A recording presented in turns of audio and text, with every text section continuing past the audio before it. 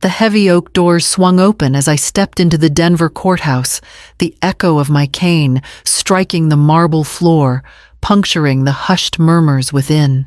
Every eye turned, and for one breathless moment, silence swallowed the room whole. I felt the weight of it, the gasps, the sharp intakes of breath, the disbelief shimmering in the air. At 72, I knew what they saw. A frail widow hair pulled back shoulders stooped each step an effort. But they also saw something else, something they hadn't expected. Me alive, walking present.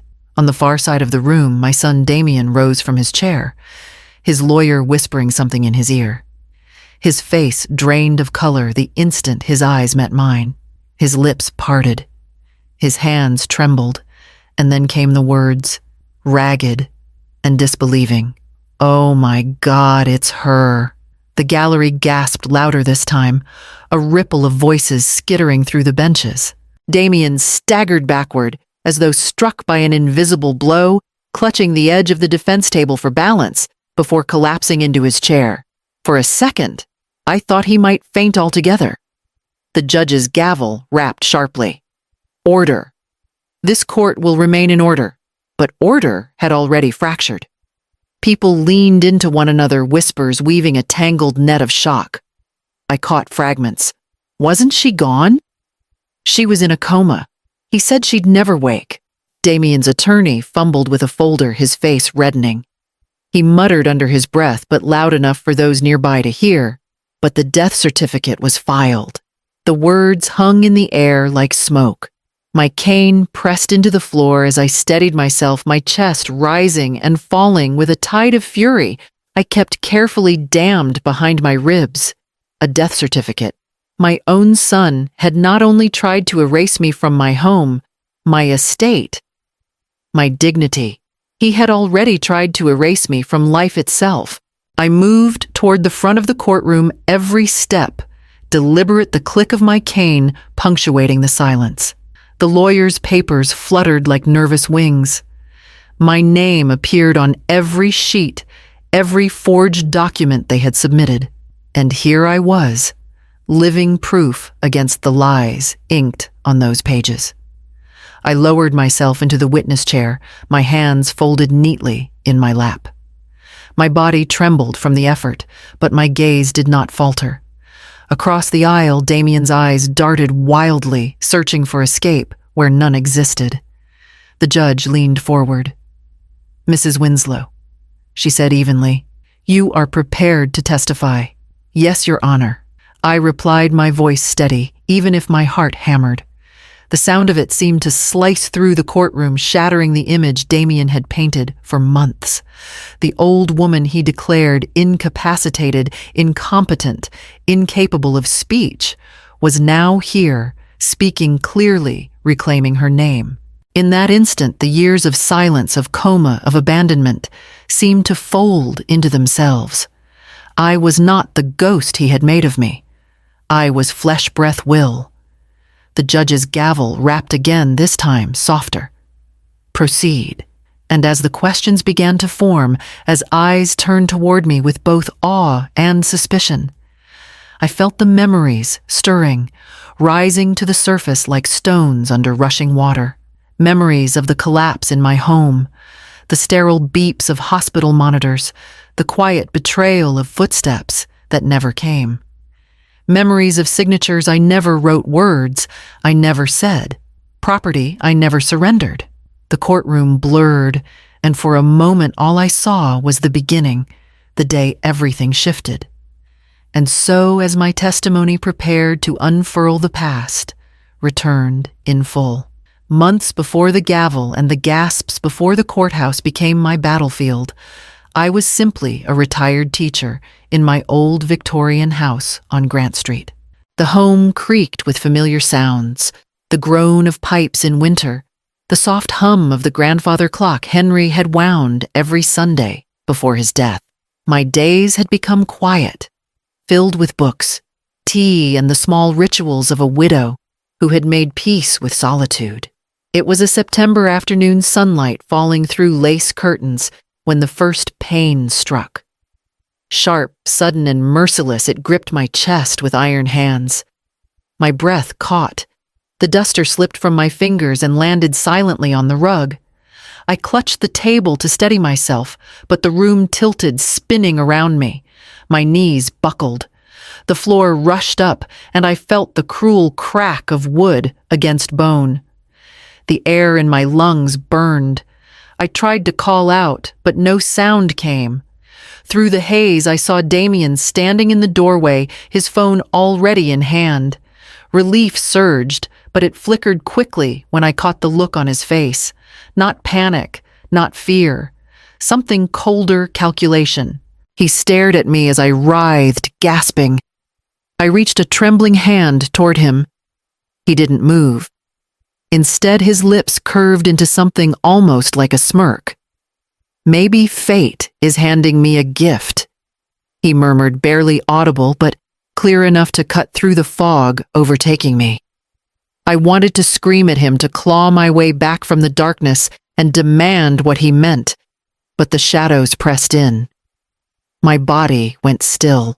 When consciousness returned, it was fractured, drifting on a sea of mechanical beeps and sterile light. I couldn't move, couldn't speak, but I could hear. Voices floated above me like echoes in a cavern. "She's stable but unresponsive," a nurse said. "Family," another asked. Her son came in. Signed the forms. Minimal intervention. He hasn't been back. My heart lurched beneath the layers of sedation. Minimal intervention. My own son had told them not to fight too hard for me. Time dissolved into fragments. Days or weeks, it was impossible to tell. I floated in the half-dark, my body heavy as stone, but my mind alive with questions. Why hadn't Damien stayed? Why hadn't he called? Sometimes I caught the whisper of nurses at shift change. No visitors, not once. Not even a phone call to check on her. I wanted to cry, but even tears betrayed me, locked inside the body that refused to answer my will. My only company was the steady chorus of machines keeping me alive, because strangers had chosen to do what my own blood would not. One night, as footsteps receded down the hall, I felt the faintest touch, a nurse adjusting my blanket. She lingered, her voice barely a breath. "Who tells people not to visit their own mother?" she whispered to another nurse. "Cold as ice." He said she wouldn't want company. Said she'd prefer to be left alone. The words shattered me more than the collapse had. Damien hadn't just abandoned me. He had erased me, turned me into a woman who didn't want love, who didn't want to be seen. The machines beeped on steady and indifferent. As the truth pressed itself into my bones, my only son had left me for dead. And while my body lay motionless, his shadow moved freely in the world beyond, making choices in my name. The choices I would wait to confront. When the fog finally lifted, I opened my eyes to the harsh light of morning, streaming through half-drawn blinds. The sound of monitors and the steady rhythm of my own breath filled the room. My throat was raw, my limbs weak as though I had been underwater for too long, and surfaced, gasping. A nurse noticed the flicker of my eyelids. She hurried to my side, her face breaking into cautious relief. "Mrs. Winslow, can you hear me?" I tried to speak, but my voice cracked like brittle glass. How long?" "Almost 3 weeks," she said gently, adjusting the bed to lift me slightly upright. "You've been in a coma, but you're awake now. That's what matters." 3 weeks. Nearly a month erased from my life, filled only with shadows and machines. I forced my lips to form the question that had burned even when I couldn't move. My son, Damien. Has he been here? Her eyes shifted. She hesitated. The kindness in her expression clouded with something heavier. He came the first day, signed the admission papers. But, she bit her lip. He told us not to contact you. Said you didn't want visitors, that you preferred to be left alone. The words struck me harder than the collapse itself. Not to be left alone because of weakness, but because he had chosen to erase me. My chest tightened, the monitor quickening its steady beep. I never said that, I whispered, though the effort drained me. The nurse squeezed my hand, her face drawn with pity. I know, but those were his instructions. I turned my head toward the ceiling, the weight of betrayal pressing down, heavier than the tubes and wires tethering me. I had imagined waking to the sound of Damien's voice, imagined his hand in mine, imagined forgiveness in his eyes. For the years we sometimes clashed. Instead, I woke to abandonment, my only child signing away, not just my care, but my dignity. The silence stretched long after the nurse left. In that sterile room, I was haunted not by machines, but by memories. I thought of Henry, my husband, the man whose strength had once carried steel across Denver's mills.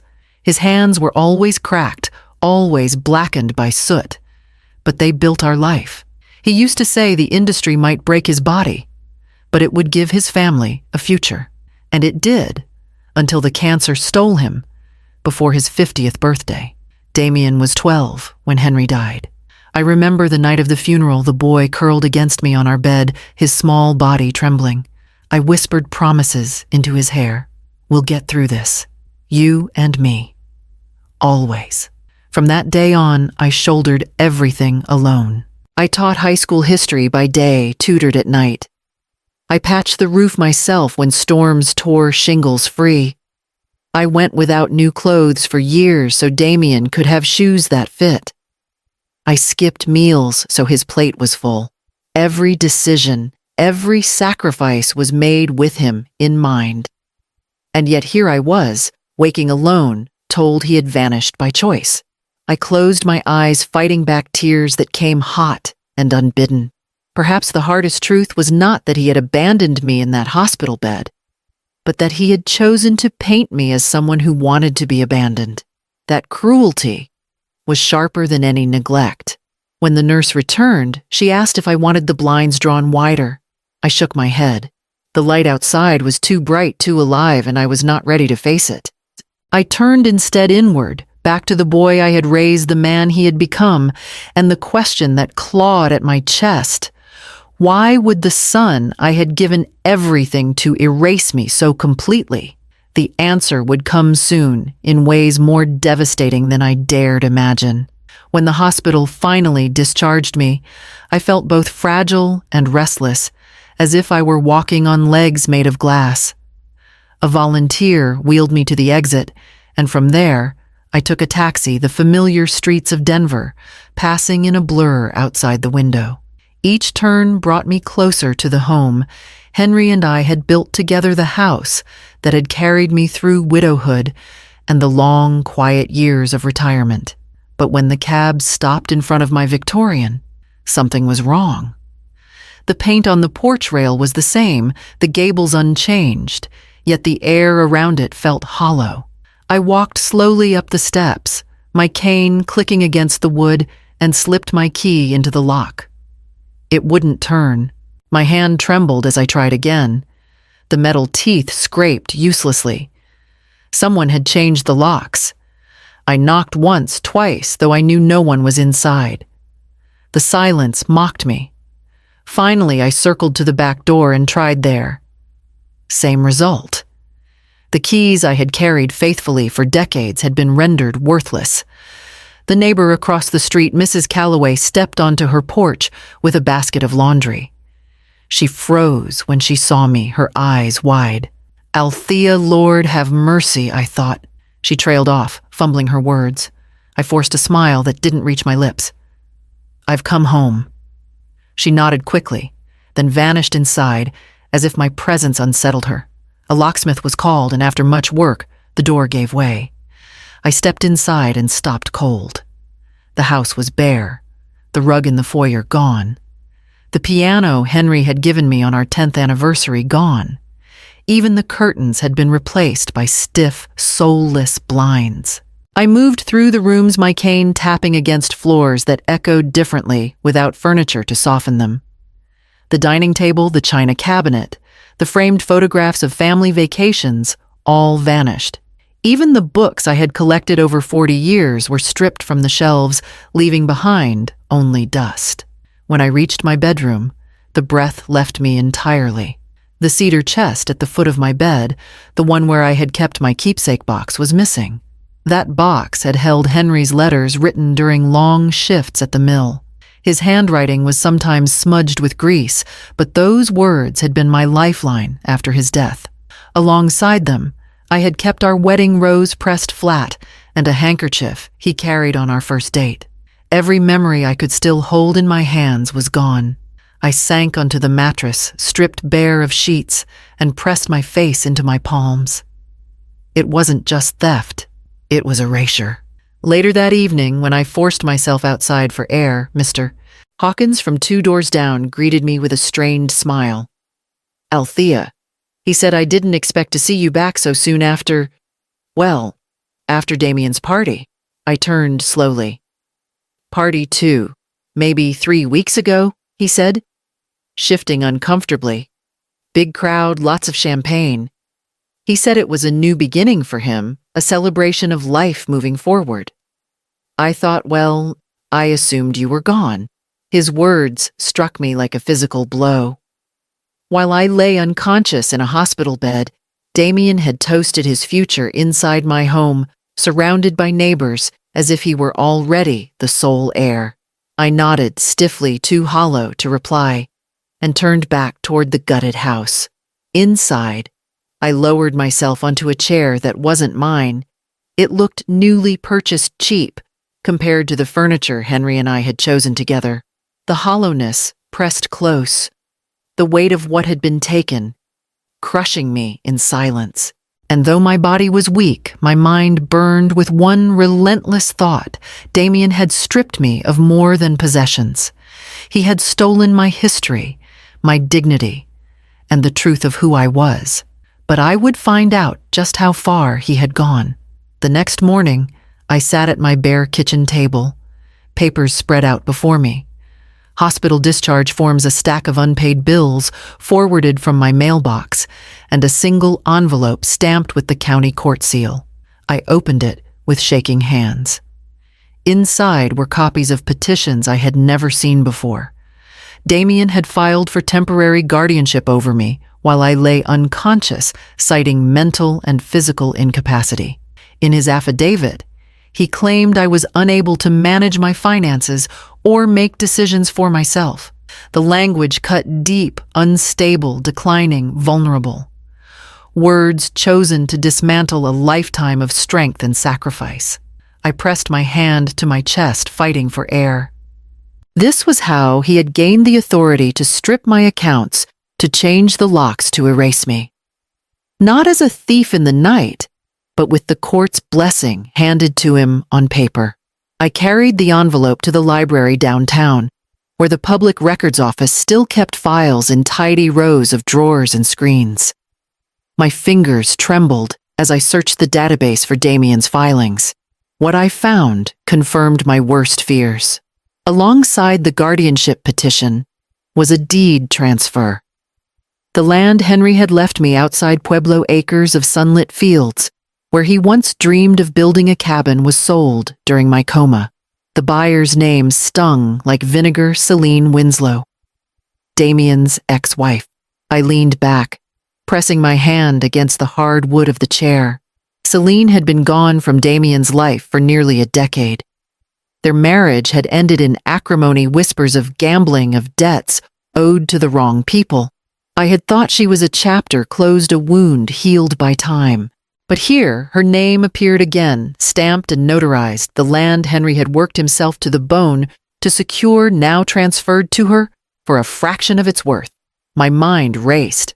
Why Celine? Why not a bank or an anonymous buyer? Unless the land was never the prize. Unless it was payment. I pulled another record, Damien's financial disclosures, thin as cobwebs, but damning. Lines of debt, overdue credit accounts, loans I hadn't known he carried. He had been drowning quietly, keeping his head above water with charm and delay. And now I saw the truth. My coma had been his lifeline. My estate, his raft.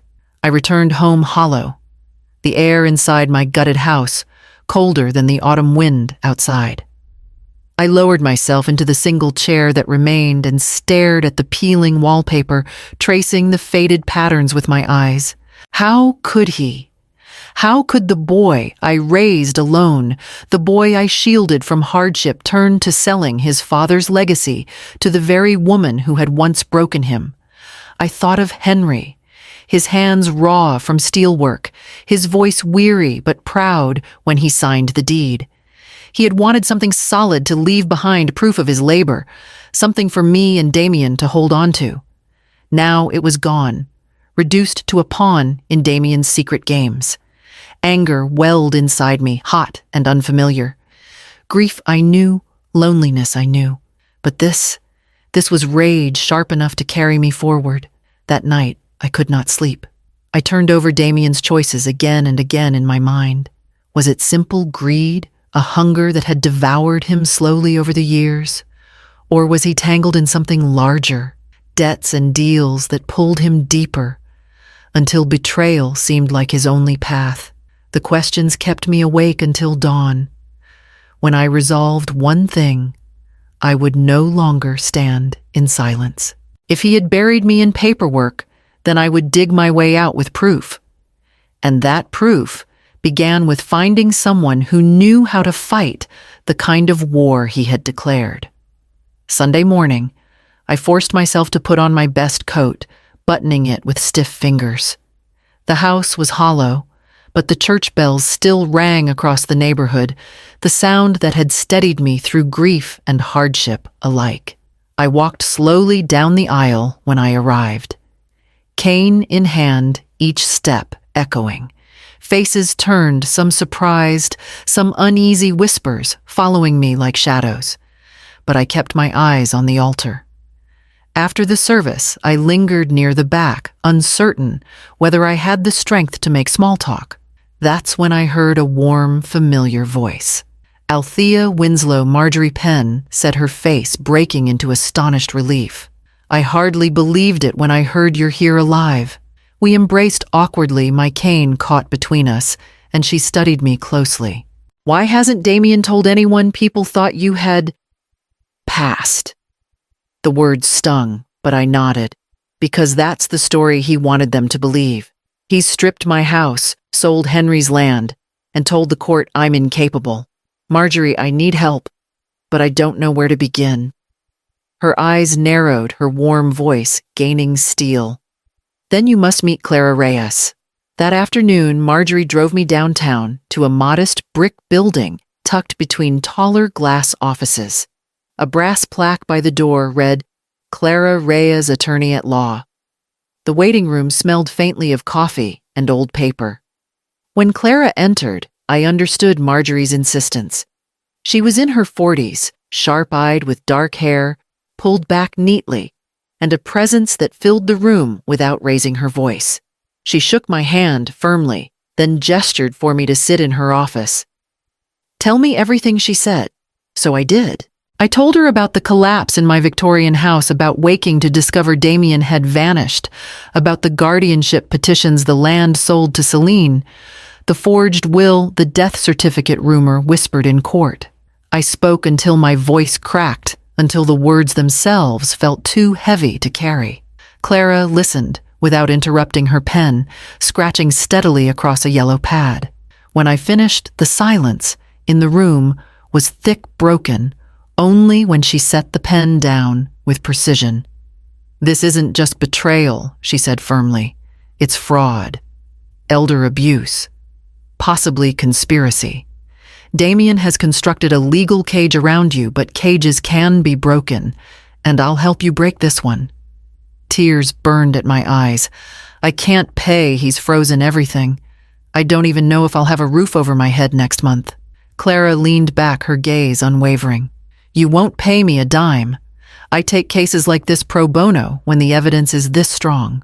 Damien picked the wrong person to silence. Her certainty steadied me in a way nothing else had. For the first time since my collapse, I felt something close to hope. What's our first step? I asked. She tapped the pad. We start at the foundation, the medical records. Damien couldn't have gained guardianship without convincing the court you'd never recover. If those records were altered or exaggerated, it's proof of deliberate fraud. We'll subpoena them. We'll talk to the doctors who treated you, and we'll follow the trail wherever it leads. As she spoke, I felt my spine straighten, as if her resolve flowed into me. No longer just a widow in a gutted home, I was a client with an advocate. Marjorie reached across the table and squeezed my hand. "You're not alone anymore, Althea." When we left Clara's office, the late afternoon light cut long shadows across the sidewalk. The city felt different, still cold, but less overwhelming. Clara walked beside me, her briefcase heavy with notes. "I'll arrange access to those records this week," she said. "And when we see them, we'll know just how deep your son's lies go." Her words echoed in my mind long after I returned home. The path to justice had begun, and its first step led back to the hospital, where I had nearly lost my life. Clara met me at the hospital the following Thursday morning. She carried her briefcase like a shield, her stride purposeful. As we passed the reception desk and into the winding corridors I had once drifted through half-conscious, my cane tapped against the polished floor, each step a reminder of the weakness that still clung to my body, though my mind burned sharper than ever. We were led into a small consultation room where a tall woman in a white coat was waiting. She rose as we entered, her silver-streaked hair pulled back, her presence calm but commanding. "Mrs. Winslow," she said, extending her hand. "I'm Dr. Seraphine Price. I oversaw your case while you were here." Her grip was steady, her eyes direct. For a moment, I wanted to cling to that steadiness, to believe there had been someone in these halls who had truly seen me. Clara gestured for me to sit, then opened her briefcase and pulled out a yellow legal pad pen at the ready. Dr. Price set a folder on the table and exhaled. "There's something you need to know. Your medical records, what the court relied on when granting guardianship to your son, have been altered." I stiffened. Altered. How she opened the folder and laid two charts side by side. "These are my original notes. Within a week of your admission, I observed reflexive responses, improved vitals, and signs you were likely to wake. My prognosis was guarded but hopeful." She slid the second chart closer. "This is what ended up in the official record. Patient remains unresponsive. Prognosis poor.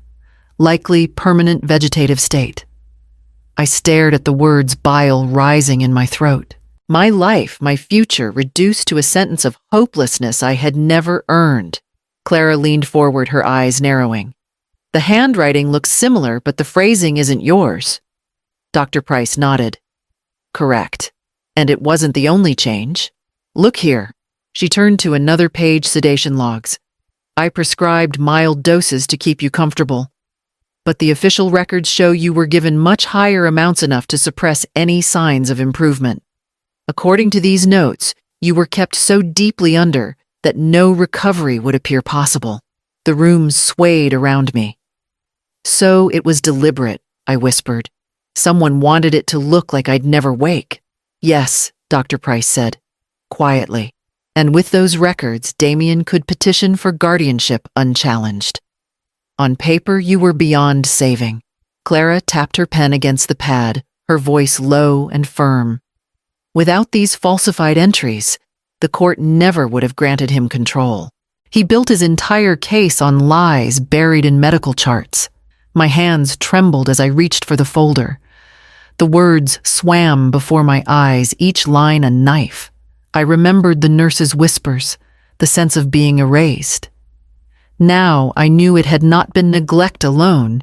It had been a design, a calculated theft of my voice while I lay in silence. I clenched the edge of the table. Who had access? "Only a handful of staff," Dr. Price replied. "But entries like these require authorization through legal channels." Someone outside the hospital was involved, likely Damien himself. I can't say who typed the words, but I can say they weren't mine. Clara gathered the documents with careful precision, slipping them into her briefcase. This is proof of fraud, Althea. Proof that your son tampered with your fate. The court will hear it. As we left the hospital, the morning sun hit my face, too bright, too sharp. I tightened my grip on the cane, feeling its weight less as a burden and more as a weapon.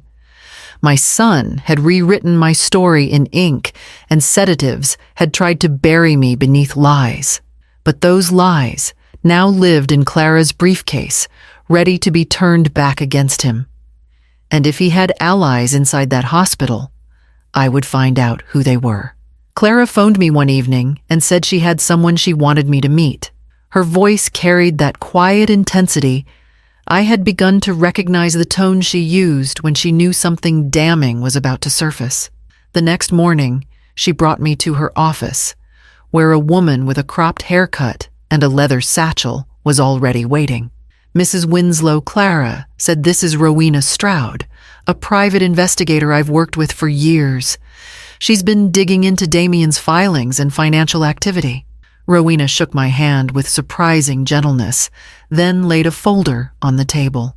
"You should prepare yourself," she said. The first document she revealed looked official, stamped and notarized.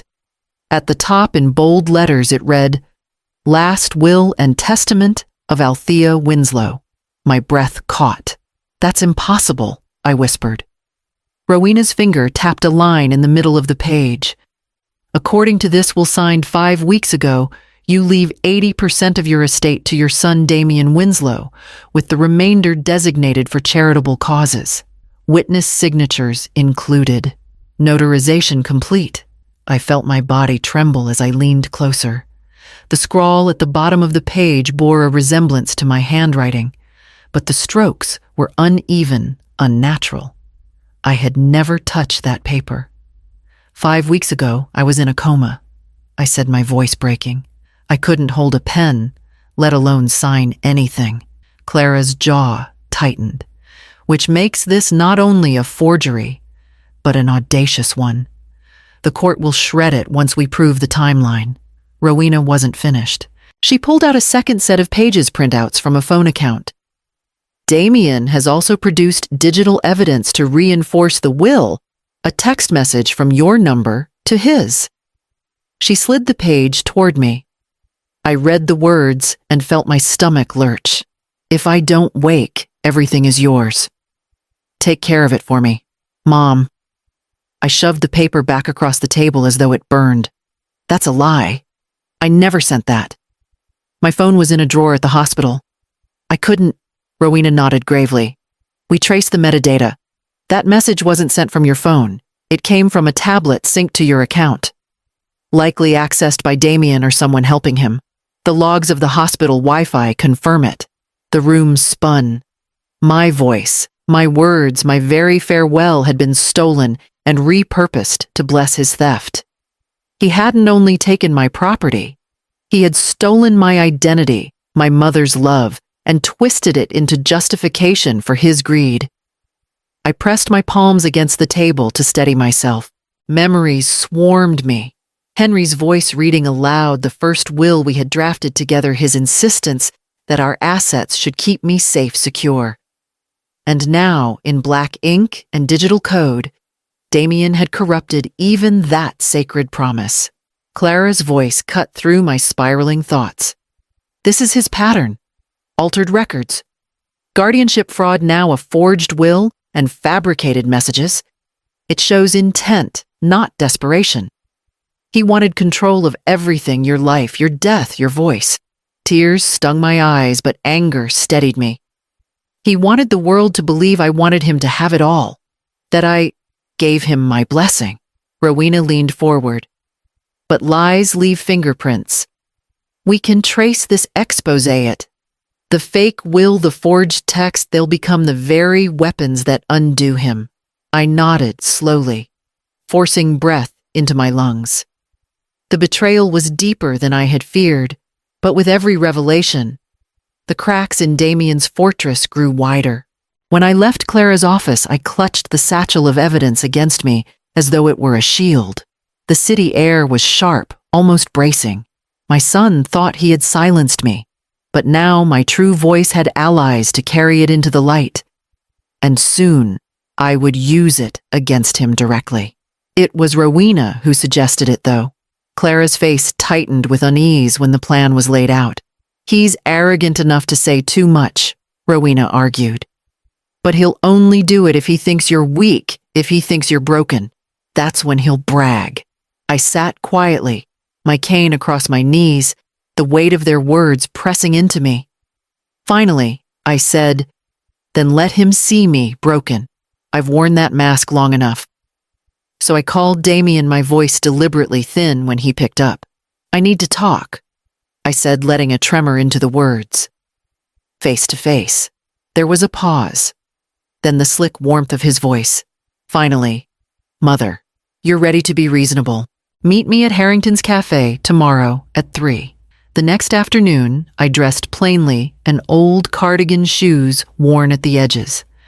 My cane tapped against the pavement as I walked into the cafe, my steps slowed, as though each one might topple me. The small recorder Rowena had given me rested in the pocket of my sweater, switched on its tiny red light, hidden beneath a fold of fabric. Damien was already there, seated by the window with a cappuccino. He rose half-heartedly when he saw me, his eyes narrowing, before his lips stretched into a smile that didn't touch his eyes. "Mother," he said, gesturing to the chair opposite him, "I wondered how long you'd keep fighting shadows." I lowered myself carefully into the seat, my hands trembling just enough to look authentic. "Why, Damien?" I whispered. "Why take everything? Why say I was gone when I wasn't?" He leaned back, his expression smug. "Because it's mine now, all of it. You weren't going to survive, Mother. The doctors said so, the papers said so. I simply stepped into the role you left empty." My heart clenched, but I kept my face soft, pliant, as though his words pierced, but did not enrage me. "But the will, the messages, I never." He interrupted with a laugh, low and sharp. "Details. People believe paper, not protest. A signature here, a text there, and it all looks perfectly legitimate. Who do you think a judge will believe, the grieving son who stepped up, or the frail old woman who can barely walk to a cafe?" His words struck like blows, but each syllable was caught by the recorder, immortalized. I gripped the handle of my cane tighter beneath the table, grounding myself. "Did you ever think about what your father would say?" I asked softly. "Henry worked his whole life for that land, for our home. For the briefest flicker of a second." His jaw tightened. Then he shrugged. "Father worked himself to death for scraps. I won't do the same." This was my chance to rise above it, to claim what I deserved. The air between us grew heavier, filled with the arrogance of his confession. People around us sipped their coffee, oblivious to the storm unraveling at our table. I let silence stretch long enough for him to believe he had broken me. Then I stood unsteady, but resolute. "Thank you, Damien," I said quietly. He smirked. For finally understanding, I met his eyes one last time. For finally telling the truth. I left the cafe with my cane striking firmly against the floor, my body trembling not from fear, but from the surge of triumph and heartbreak tangled together. In my pocket, the recorder hummed with his voice, his arrogance, his cruelty, his undoing. When I reached the street, the autumn air hit my face like a cleansing wind. My hands shook as I hailed a cab, but inside me something steadied. The smoking gun was mine, and soon it would be in Clara's hands. The cab ride home from the cafe was quiet, though. Inside my chest, a storm raged.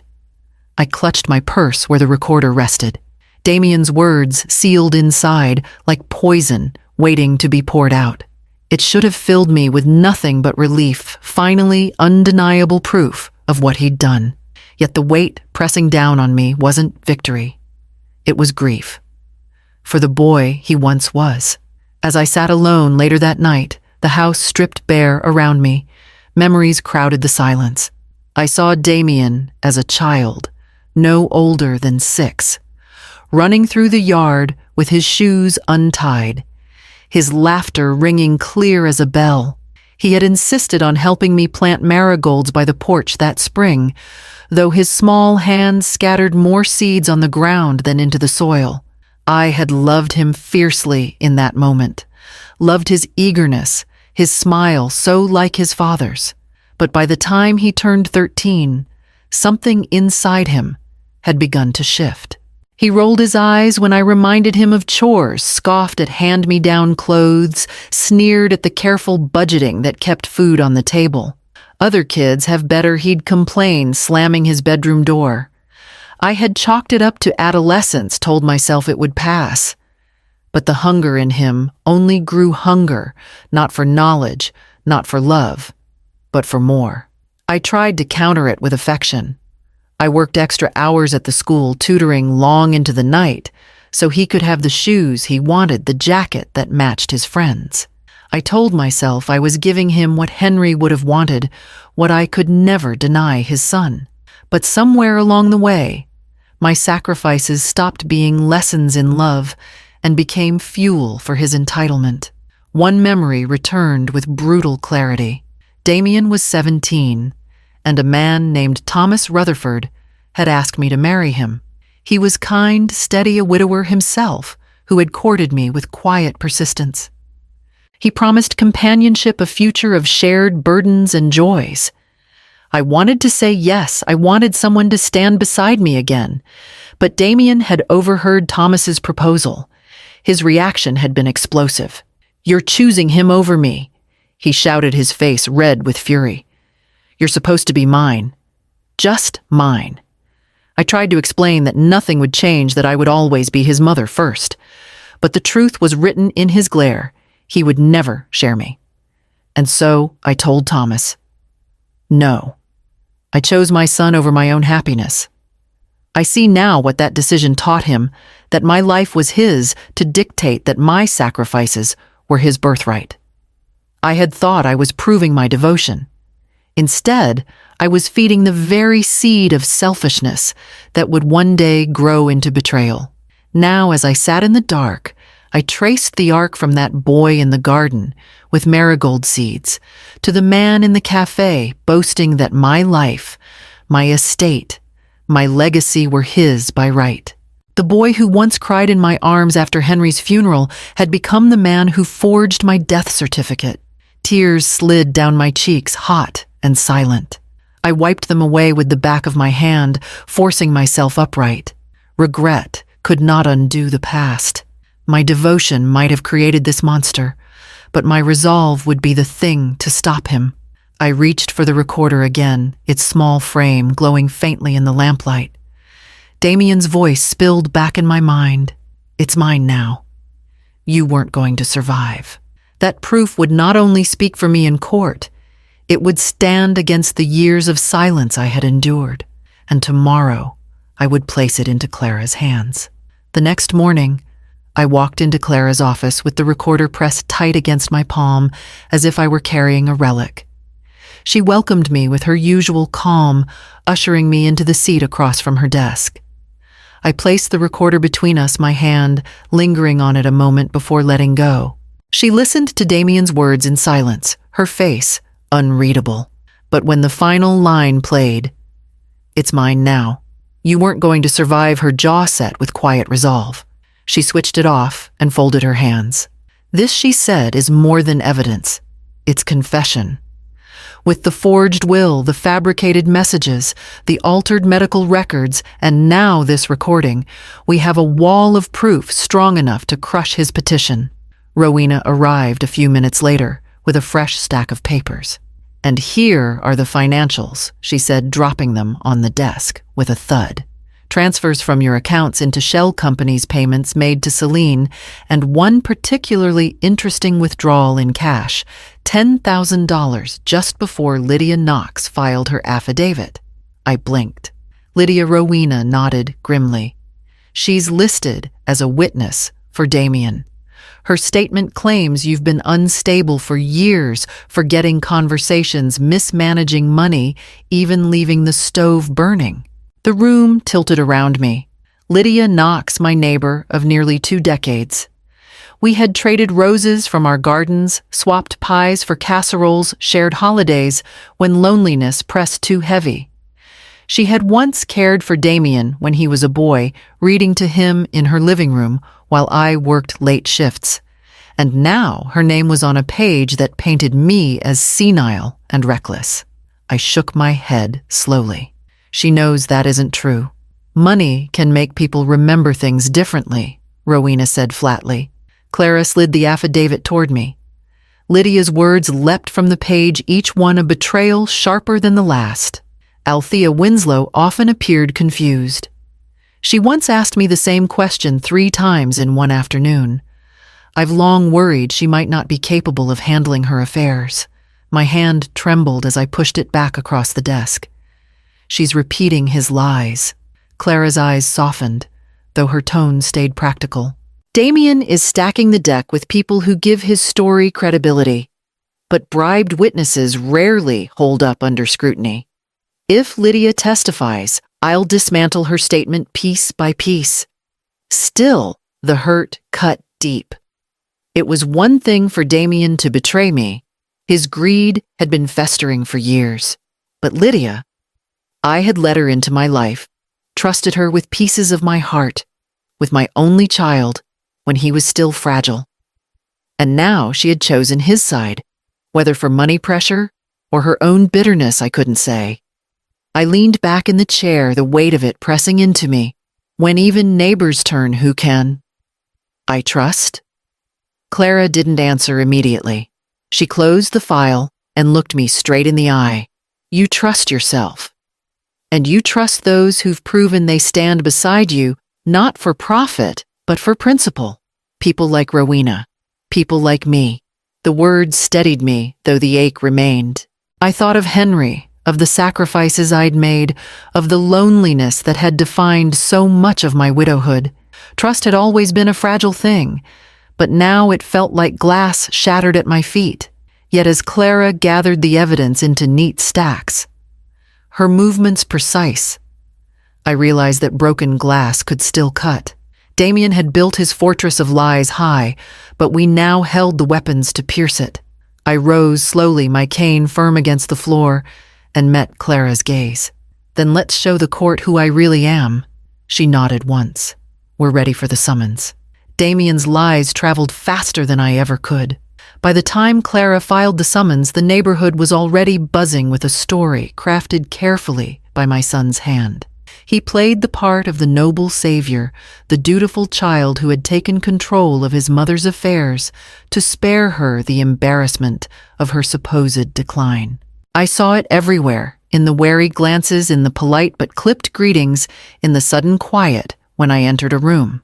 The world was beginning to treat me not as a wronged woman, but as a relic slipping into senility. One afternoon, I walked to the market for bread and apples. The shelves were familiar, but the stairs were not. Near the produce section, 2 women from church leaned over their carts, voices lowered but not low enough. Poor Damien, one murmured, picking through a pile of pears, having to save her estate after she lost her mind. The other sighed, as if speaking of a tragic accident. He's been through so much. Can you imagine having to declare your own mother incompetent, the strength that must take? Their words pierced me more deeply than they could ever know. I tightened my grip on the cane, willing my legs not to shake. Every instinct screamed at me to shout the truth, to tell them my mind was sharper than ever, that I was not the fragile shell Damien wanted them to believe. But instead, I placed the apples in my basket, my hands trembling against the fruit's smooth skin. As I walked past, one of the women looked up and caught my eye. Guilt flickered across her face, but she said nothing. Her silence was worse than any open accusation. At the checkout, the clerk smiled politely, though it was the kind of smile reserved for the pitied and the diminished. I placed my meager groceries on the counter, paid in cash, because my accounts were still locked, and carried the small bag home. The weight of it was nothing compared to the heaviness in my chest. Inside the hollow shell of my house, I set the bag down on the counter and leaned against the sink. For the first time since Henry's death, I felt the sharp sting of humiliation. Not just grief, not just anger, but the sting of being looked at as less than whole, as someone to be pitied, someone incapable of defending her own life. I pressed my palms against the cool countertop, bowing my head. This was what Damien wanted. Not only to rob me of my fortune, but to strip away my dignity, to convince the world I had willingly given him everything because I was no longer fit to hold it. But as the shame coursed through me, another feeling rose to meet it. Fury. Not the quiet ache of betrayal, but a blazing determination that filled the hollow corners of my chest.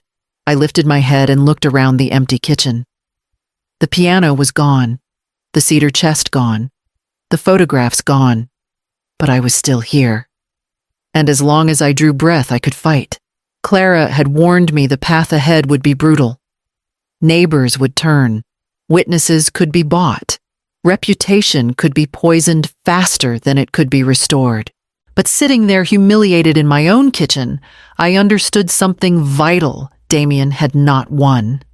Not yet. He had taken my money, my home, my keepsakes, even my voice on paper. But he had not taken my will. And it was that will I would carry into court. Word reached me through Clara before it reached anyone else. Damien had pushed ahead with the guardianship hearings, smug in his belief that the judge would rubber stamp his petitions. According to him, I was too frail, too unstable, too far gone, even to appear in person. He's telling everyone you won't show. Clara said, her voice calm but edged with steel. That you're nothing but a ghost. A ghost. The word lingered in the air long after she left. It wasn't enough for him to steal from me. He wanted to bury me alive, in reputation to erase me until I was a story told in whispers about a woman who had lost her mind. Rowena's reports only confirmed his arrogance. He'd been seen bragging at a dinner downtown, raising a glass to his hard-won responsibility. His words caught in a careless moment. She'll never appear. It's over. But Clara was already moving her briefcase, filled with every shred of evidence we had gathered. She filed the countersuit within days, laying out in meticulous detail the altered medical records, the forged will, the fabricated messages, the suspicious transfers, and the recording from the cafe. Fraud, elder abuse, conspiracy. Words that on paper carried weight heavier than his boasts. The clerk stamped the filings, and suddenly it was official. Damien was no longer just my betrayer. He was a defendant. When Clara handed me the copy of the countersuit, I traced the ink with my fingers. My name, once used as a shield for his schemes, now stood as the banner under which I would fight. The court has set a date, Clara said. You'll have to testify. Are you ready? Her eyes searched mine, as though measuring whether my body could withstand the strain. I was 72, still frail from the collapse, my cane a constant companion. But I met her gaze without flinching. I've been ready since the day I woke up in that hospital bed and found myself alone. That night, I sat by the window of my hollow home and watched the lights of Denver flicker against the horizon. My heart pounded with equal parts fear and determination. The thought of standing in that courtroom, of facing Damien before a judge, filled me with dread so sharp it stole my breath, but it also filled me with resolve. He thought I would never appear. He thought I would never raise my voice again. I let my hand rest on the recorder that sat on the table beside me. His arrogance was trapped inside it, ready to be played aloud in the one place he couldn't control. That gave me strength. The summons arrived the next morning, crisp and undeniable. I held the envelope in my hands, feeling the paper tremble with my heartbeat. This was no longer just a private battle fought in whispers and forged documents. It was public now. The walls of the courtroom would bear witness, and the law would weigh the truth. I slipped the summons into my drawer, laid my cane across my lap, and straightened my spine. My body was weaker than it once was, but my spirit, scarred though it was, remained unbroken. The date was set. Damien would see me in court. And for the first time, he would see me not as his victim, but as his adversary. The courthouse smelled of polished wood and old dust, the kind of place where secrets were dragged into light, whether ready or not. My hand tightened around the cane as Clara and I stepped through the double doors. Each step echoed like a declaration. I was here. I was alive. The bailiff's voice rang out, calling the room to order, and for a moment, the world seemed to hold its breath. All eyes turned as I walked down the aisle. Heads tilted, whispers rose like a tide. "She's alive!" Someone gasped from the gallery. Gasps rippled outward, disbelief spreading like fire. Faces I recognized, neighbors. Colleagues of Damien, even women from church, stared wide-eyed, their mouths open. They had expected a ghost, a rumor, a woman too broken to stand. Instead, they saw me frail, but standing my cane, striking firmly against the floor. Damien's chair scraped loudly as he lurched to his feet. His face drained of color, his lips parting soundlessly, before he whispered almost to himself, "Oh my God, it's her." Then his knees buckled. For a moment, my son crumpled to the floor like a puppet whose strings had been cut. The courtroom erupted, lawyers, clerks, even the judge startled from composure. 2 attendants rushed forward to help him. He stirred quickly, waving them off, scrambling back into his seat with flushed cheeks. I'm fine," he stammered, though his eyes flicked toward me with the wild panic of a cornered animal. The judge rapped her gavel for order. "Mr. Winslow, please compose yourself." Damien smoothed his suit jacket, trying to regain his composure. When his eyes finally met mine, the arrogance began to creep back, though it was thinner, now stretched taut over the cracks. He forced a smirk. "Mother," he said loudly as though the entire room should hear. "I didn't expect you to risk your health for this charade." His voice carried, but the tremor in it betrayed him.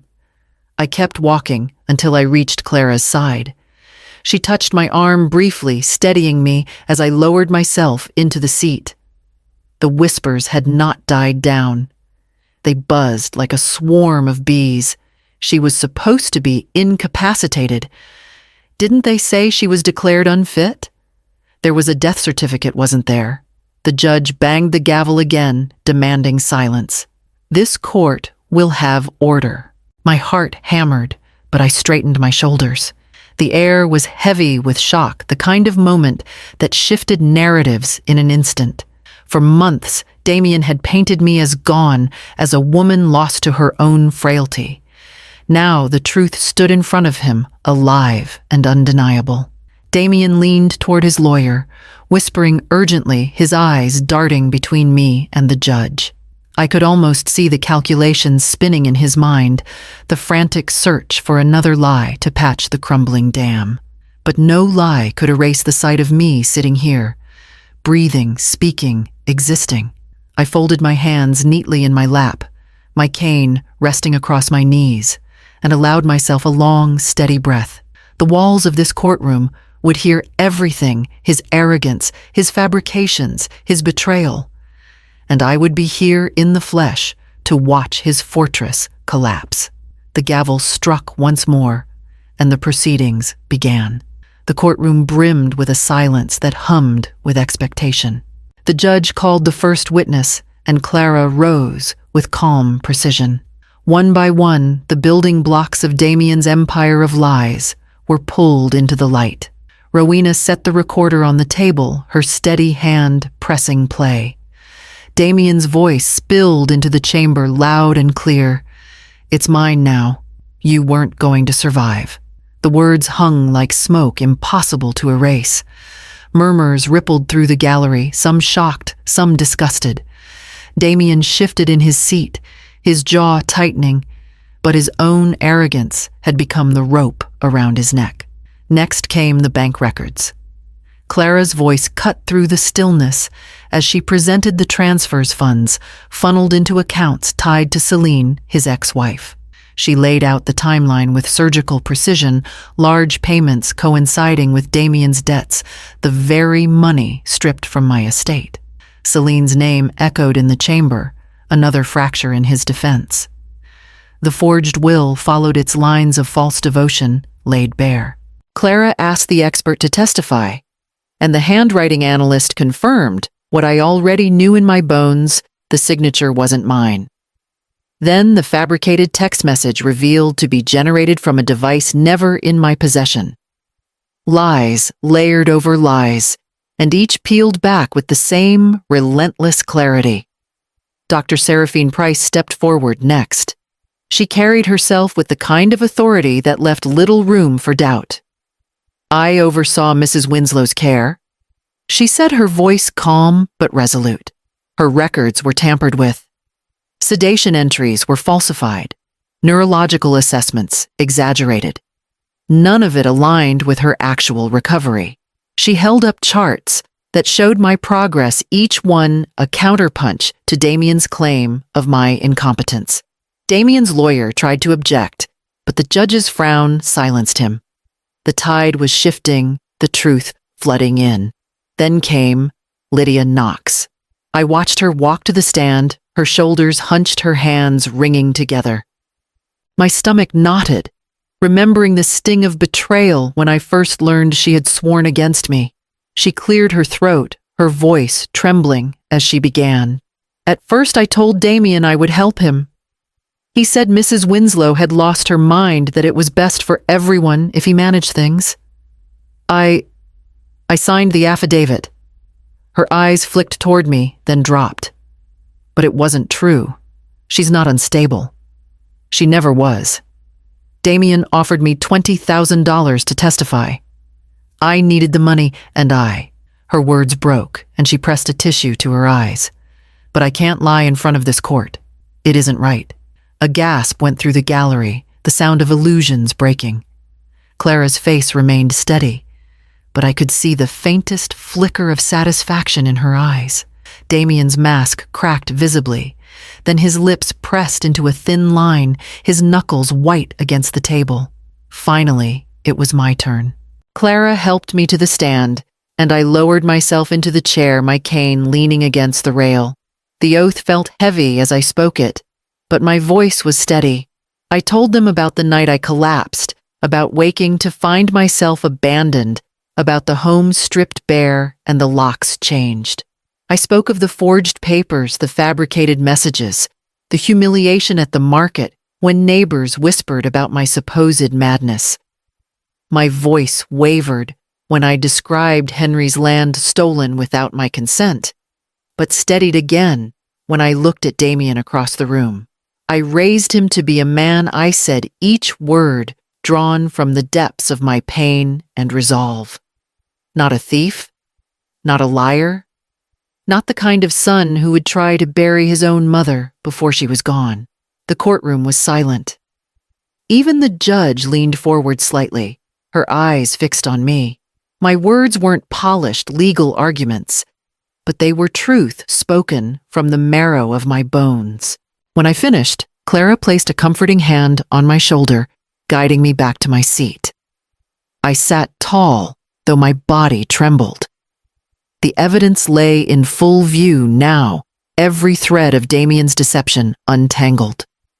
The truth was on the table, and all that remained was judgment. The courtroom was still when the judge returned with her decision. Every sound seemed magnified: the shuffle of papers, the cough from a man in the gallery, the click of the gavel that brought us all to attention. I gripped my cane tightly, my breath caught between dread and hope. "Damien Winslow," the judge began, her voice firm and resonant. "This court finds you guilty of fraud, forgery, and elder abuse." The words struck like thunder. My son's shoulders sagged, his practiced mask of arrogance slipping away. I felt no triumph in that moment, only a weary kind of relief. The judge continued. You are hereby sentenced to 7 years in state prison and ordered to pay restitution to your mother for the damages caused." A murmur ran through the gallery. Damien glanced back at me, his eyes wild, as though searching for mercy in the face of the woman he had betrayed. I held his gaze not with hatred, but with a sorrow he could never undo. Celine's name followed soon after. The judge ruled her complicit in the financial transfers, ordering civil damages against her. She sat stiff lips pressed into a thin line, refusing to meet my eyes. Clara placed her hand over mine, her steady grip a reminder that I was no longer alone. For the first time in months, I felt the weight on my chest lift. My estate, my home, my dignity, they were no longer shadows to be stolen. They were mine again. When the gavel fell one final time, the courtroom emptied in a flurry of whispers. I sat still for a moment longer, letting the silence wash over me. Justice, though costly, had come. The weeks that followed were a blur of paperwork signatures and quiet reckonings. Clara guided me through every step while Rowena ensured that what was taken from me was traced and returned. The house was restored, though not quite the same. Some heirlooms were gone forever, and with them pieces of my past. But the walls stood, and within them I found strength again. One evening, as the sun sank over Denver, I sat at my desk in the study, the room smelling faintly of cedar and old books. Before me lay a brass key, small, unassuming, yet heavy with meaning. It had once unlocked the drawer where Henry's letters were kept, a drawer Damien had rifled through in his greed. I had the locks replaced, the drawer rebuilt. I turned the key in my hand, its surface catching the lamplight. I thought of everything it represented, not just access, but trust. Trust that had been broken and remade, fragile, yet resilient. With slow deliberation, I placed it into the drawer, turning the lock with a quiet click. Not for intrusion. I whispered into the stillness, only for respect. The house was mine again, but more than that, my life was mine again. And I would not let it be diminished or stolen a second time. With Clara's encouragement, I began the work of shaping something new from the ashes. The Winslow Foundation took root within months, an organization dedicated to helping elders betrayed by those they loved. Legal aid, counseling, safe housing, all the things I had needed in my darkest hour. My name, once nearly erased, now stood for resilience. At the foundation's opening ceremony, I spoke to a small crowd gathered in a community hall. My voice trembled at first, but grew steadier with each word. "We cannot choose our blood," I told them, "but we can choose what becomes of our pain. This is my choice, that no one else should suffer in silence as I did." When the applause faded, I felt Henry's presence in the room, steady and proud, as though his hand rested on my shoulder. Later that night, I lit the lamp in my window the way I once did when waiting for Damien to come home from his boyhood wanderings. But this time, the light wasn't for him. It was for me. As the glow filled the room, I knew my story wasn't ending here. It was beginning again, built not on sacrifice alone, but on respect, earned, demanded, and given. And when respect finally came knocking, I would be the one to decide whether to open the door.